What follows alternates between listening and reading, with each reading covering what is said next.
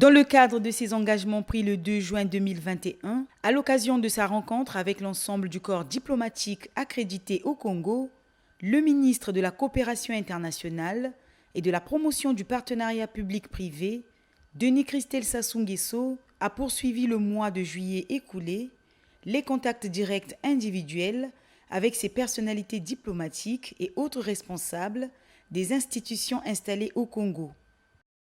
Le ministre de la Coopération internationale et de la promotion du partenariat public-privé a accordé une série d'audiences vendredi 2 juillet 2021 aux dirigeants des organisations patronales implantées au Congo. Il s'agit de l'Union nationale des opérateurs économiques du Congo, UNOC, de la Confédération générale du patronat du Congo, COGEPACO, et de l'Union patronale et interprofessionnelle du Congo, UNICongo. El Hadj Djibril Abdoulaye Bopaka, président de l'UNOC, a présenté aux ministres leur cahier de charges en vue de solliciter l'accompagnement du gouvernement.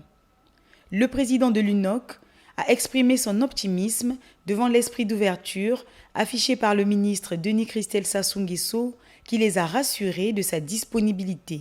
Il s'agit là des questions économiques et du secteur privé. Nous sommes venus d'abord rendre nos civilités au ministre et nous avons présenté notre cahier de charges après la rencontre de l'hôtel Radisson. Le ministre est ouvert pour, au nom du gouvernement, d'écouter les opérateurs économiques et leurs propositions. Et je pense que la démarche ne va pas s'arrêter aujourd'hui. Nous allons poursuivre. On est condamné à poursuivre parce que nous avons des dossiers très importants à discuter avec le ministre et le ministre va les prendre au nom du gouvernement pour examiner. Et nous pensons qu'il y a de l'espoir. Il ne faut pas se décourager. Il y a de l'espoir. Ngalesami Ibombo, qui dirige la COGEPACO, a pour sa part sollicité l'apport du ministre pour la réorganisation du secteur privé national. Il a aussi fait état des différents maux qui minent le secteur privé congolais, parmi lesquels la parafiscalité jugée très lourde, la régularisation des dettes commerciales et sociales et l'absence de formation dans les deux sens. Et les problèmes que nous avons évoqués sont d'abord les problèmes qui portent sur le secteur privé en général. Parce que nous vivons un secteur privé quelque peu malade. Pourquoi? Parce qu'il mérite une réorganisation. Le ministre nous a rassuré qu'il prendra toutes ses responsabilités avec le gouvernement pour essayer de redorer ce blason. Alphonse Missengi de Unicongo a plaidé pour la mise en place des mécanismes de fonctionnement d'un bon partenariat. Il a présenté au ministre des contributions de Unicongo allant dans le sens de faire du Congo une destination d'investissement. Aujourd'hui, nous sommes retrouvés pour mettre en place les mécanismes du déroulement de cette coopération entre le ministère de la Coopération internationale et du développement du partenariat public-privé et nous, Unicongo, en tant qu'agents économiques, travaillant au quotidien dans ce domaine qui est l'économie, un domaine important pour le développement de notre pays. Et je peux vous dire que nous avons eu des échanges très fructueux et qui nous donnent aujourd'hui l'assurance que la porte du ministre sera toujours ouverte pour que nous apportions au ministre nos contributions et présenter comme ça, il n'y a pas de raison qu'on ne puisse pas réussir. Le partenariat public-privé, il faut que notre pays donne des signaux forts qui permettent aux investisseurs de faire du Congo une destination d'investissement. Et pour cela, il faut des mécanismes juridiques, une attractivité pour que justement cela soit effectif. Parce que celui qui vient investir, il vient investir pour qu'en retour, qu'il ait naturellement un retour pour ses investissements. Rappelons que cette série de rencontres fait suite à la réunion de prise de contact entre le ministre de la Coopération internationale et de la promotion du partenariat public-privé et les acteurs du secteur privé le 18 juin 2021 à Brazzaville. Le ministre de la Coopération internationale et de la promotion du partenariat public-privé s'est entretenu le mardi 6 juillet 2021 avec une délégation du Fonds monétaire international, FMI, conduite par son directeur exécutif, à Ivo Adriana Rivello. Les entretiens entre les deux parties se sont focalisés autour des négociations en cours entre le FMI et le Congo, notamment sur les politiques économiques et financières qui pourraient faciliter la conclusion de la première revue de l'accord de la facilité élargie de crédit. Les perspectives sont très rassurantes et les missions virtuelles sont envisagées par une équipe du FMI au Congo afin d'analyser l'évolution des données macroéconomiques du pays en vue de les transmettre au conseil d'administration, a déclaré le fonctionnaire du FMI. Nous cherchons toujours à améliorer les relations entre l'Institut et le Congo, a-t-il souligné en substance. Les discussions que nous avons eues avec le ministre est essentiellement pour voir avec le nouveau gouvernement leurs plans, leurs perspectives pour que le Fonds monétaire international puisse apporter leurs appuis au pays. On fera le tour d'horizon de ce nouveau gouvernement et ce nouvel élan que le pays va connaître bientôt, nous espérons, à la sortie de crise. Mais actuellement, on est toujours dans la crise et on combat la crise d'une façon ou d'une autre et c'est dans ce sens que nous sommes venus ici. Le Congo et la Corée du Sud envisagent d'approfondir davantage la coopération bilatérale entre les deux pays. C'est le sens à donner à l'audience que le ministre de la Coopération internationale et de la promotion du partenariat public-privé, Denis Christel Sassou Nguesso, a accordé le mercredi 7 juillet au vice-ministre sud-coréen des Affaires étrangères chargé des affaires multilatérales et mondiales, Am Sang-wook. L'homme d'État sud-coréen a déclaré qu'au regard de l'expérience de son pays en matière de technologie et de nombreuses ressources naturelles que regorge le Congo, il y a la possibilité de créer une synergie pour l'intérêt des deux pays. Nous avons eu une réunion très productive. Nous avons discuté sur comment nous allons davantage approfondir et étendre notre coopération. Si nous arrivons à mettre ensemble ces ressources dont j'ai parlé, nous serons en mesure de mettre en place une bonne synergie pour les deux pays. La coopération internationale, à travers le dialogue public-privé, seul gage pour sortir de l'impasse économique et sanitaire actuelle. C'est le point de vue exprimé par l'ambassadeur d'Italie au Congo, Stefano De Leo, à la sortie des entretiens avec le ministre de la Coopération internationale et de la promotion du partenariat public-privé, Denis Christel Sassou Nguesso. Les deux hommes d'État ont échangé sur les principaux axes de la coopération bilatérale entre le Congo et l'Italie, la diversification de l'économie congolaise et la participation de l'Italie dans les projets que l'Union européenne réalise au Congo. Pour le diplomate italien, le Congo, ce pays stratégique en Afrique centrale, dans le cadre des infrastructures de transport, doté d'un port en eau profonde à Pointe-Noire, couplé de la stabilité avérée, est très propice aux investissements. On a parlé des choses, des axes principaux qui sont le futur du pays. C'est la diversification de l'économie, c'est la modernisation du pays. Mais vous avez aussi décidé de relancer l'économie, de travailler aussi pour le bien-être de la population et d'aborder les grands soucis. Et ici, quand on a rencontré M. le ministre, on a parlé surtout des soucis, parce que les soucis, il y a des soucis, mais il faut les aborder ensemble. Et je pense que l'Italie peut jouer un rôle avec tous les pays partenaires du Congo. Vous avez beaucoup d'amis. L'Italie est membre de l'Union européenne, qui, comme j'ai dit, a des grands projets pour le Congo. On doit toucher tous les éléments nécessaires pour donner un futur positif au pays, comme dans tous les pays. Et les diplomates sont ici pour collaborer avec le gouvernement. Une délégation d'hommes d'affaires russes arrive à Brazzaville d'ici la fin de l'année. C'est ce qui ressort des échanges qui ont eu lieu le jeudi 8 juillet 2021 entre le ministre de la Coopération internationale et de la promotion du partenariat public-privé, Denis Christel Sassou Nguesso, et l'ambassadeur de la Russie au Congo, Georgi Tchepik.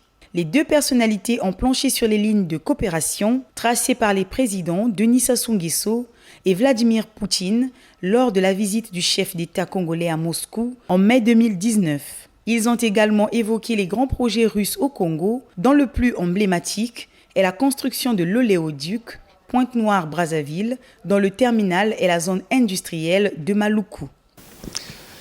Le grand projet, le projet emblématique, c'est bien sûr le projet de l'oléoduc Pointe-Noire, Maroco très chaud.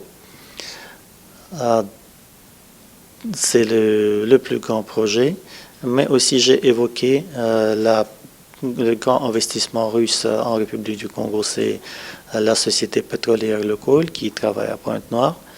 En ce qui concerne les perspectives, je crois qu'on doit suivre les lignes qui ont été désignées par le président de la République du Congo.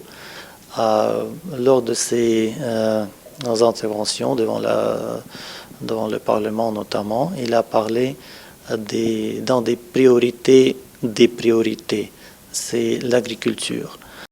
L'Inde entend intensifier la coopération avec le Congo dans les domaines des transports urbains, de l'électrification rurale et de la cimenterie. C'est la substance des entretiens entre le ministre de la Coopération internationale et de la promotion du partenariat public-privé et l'ambassadeur de l'Inde au Congo, Gothuram Meena. Le diplomate indien a aussi annoncé que son pays va augmenter le quota des bourses d'études octroyées par le gouvernement indien aux étudiants congolais. Nous avons discuté les relations et les relations bilatérales entre l'Inde et la République du Congo. Nous avons déjà 3 projets ici. Le Congo dispose de nombreuses opportunités qui intéressent les investisseurs turcs. C'est dans ce cadre que les investisseurs turcs pourront séjourner à Brazzaville au début de l'année prochaine en vue d'explorer les secteurs dans lesquels ils pourront intervenir. C'est ce qu'a déclaré Seyran Ali Yiğit, ambassadeur de Turquie au Congo, à l'issue de sa rencontre le jeudi 15 juillet 2021 avec le ministre de la Coopération internationale et de la promotion du partenariat public-privé. La Turquie aura un regard particulier dans les secteurs de l'agriculture, de l'énergie, de l'urbanisme, de la formation, ce conformément aux recommandations de la dernière rencontre bilatérale tenue par visioconférence en mai dernier. Il y a beaucoup d'autres domaines dans lesquels nous pouvons coopérer. Nous sommes donc en train d'explorer les possibilités de coopérer dans beaucoup d'autres domaines comme l'agriculture, l'éducation et nous allons voir quelles sont les priorités du gouvernement par rapport à cette coopération.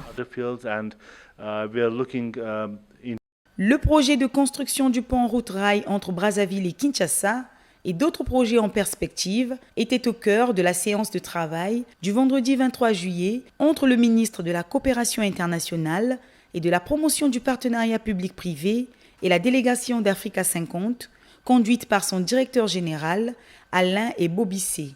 À l'issue de leur échange, le directeur général d'Africa 50 a annoncé que son institution panafricaine travaille d'arrache-pied sous le leadership du président Denis Sassou Nguesso pour la mise en œuvre effective de cette infrastructure emblématique, non seulement pour le Congo, mais aussi pour tout le continent. Donc nous avons évoqué donc ce projet et d'autres projets potentiels sur lesquels Africa 50 pourrait appuyer le gouvernement du Congo dans sa réalisation. Je peux vous assurer que nous travaillons d'arrache-pied et sous les instructions de son Excellence le chef de l'État, le président Denis Sassou Nguesso, qui nous demande d'accélérer la cadence. Donc nous faisons nos meilleurs efforts pour que le projet soit mis en œuvre dans les meilleurs délais.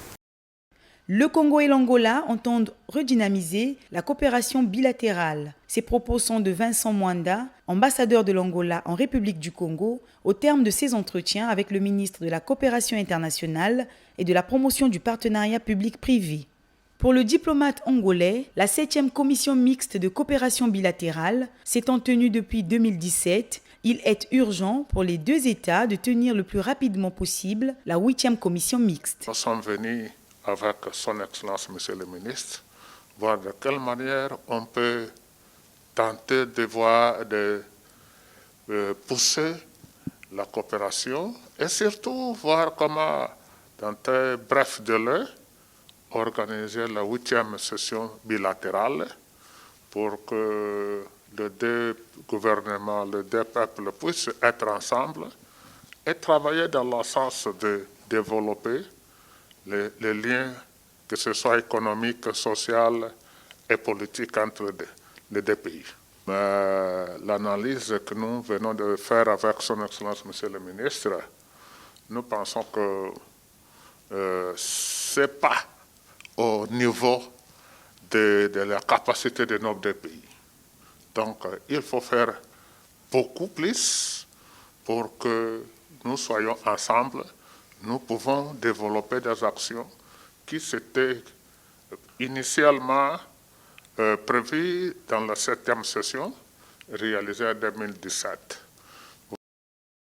Le ministre de la Coopération internationale et de la promotion du partenariat public-privé, Denis Christel Sassou Nguesso, a conféré le mardi 27 juillet avec Bakary Bokar Maïga, ambassadeur de la République du Mali au Congo. Les échanges ont porté sur le portefeuille de coopération qui existe entre les deux pays, une coopération qui remonte à plusieurs années et qui est caractérisée par une vingtaine d'accords basés sur des projets à forte intensité et sur d'autres en voie de signature. Les deux personnalités ont également exploré de nouvelles pistes de coopération, notamment dans les domaines stratégiques qui intéressent les deux États, en l'occurrence l'agriculture, dont le Congo et le Mali entendent faire le pivot de leur économie.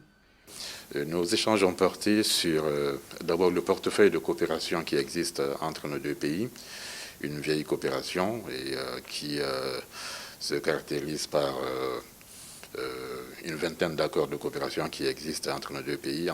Nous avons aussi exploré les nouvelles pistes de coopération, notamment dans le domaine stratégique qui intéresse nos deux pays, le domaine clé de l'agriculture, dont nos deux pays comptent faire le pivot de leur économie.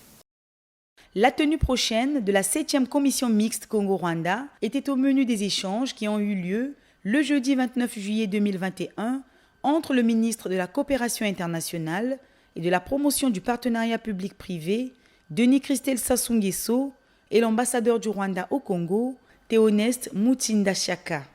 À cette occasion, le diplomate rwandais a déclaré que son pays entend faire bénéficier au Congo son expérience dans le développement de certaines chaînes de valeur, dans les secteurs de l'agriculture et de l'industrie, ce qui explique la présence d'un groupe d'hommes d'affaires rwandais à Brazzaville. D'où la nécessité pour les deux États d'assainir le climat des affaires qui sera bénéfique pour les deux pays. Je venais discuter avec lui sur la diplomatie économique. Nous avons discuté d'une réunion en cours que les deux pays ont tenté d'organiser. C'est la République du Congo qui a invité la 5e commission mixte. Là, on va parler de projets de coopération, des accords de coopération. Nous avons parlé aussi d'un groupe rwandais qui est venu ici, qui veut investir dans plusieurs domaines. C'était le suivi et je venais lui dire que ils sont en train de travailler sur ces dossiers, que ça va se matérialiser d'ici peu. Et nous avons parlé aussi de créer un bon climat d'affaires sur les visas, sur la libre circulation des biens, sur la convention contre la double taxation. Et tout ça, c'est son ministère qui va être à la base de créer ce climat d'affaires pour que les Rwandais viennent investir ici. Et à la fois aussi, en même temps, les Congolais aillent investir chez nous.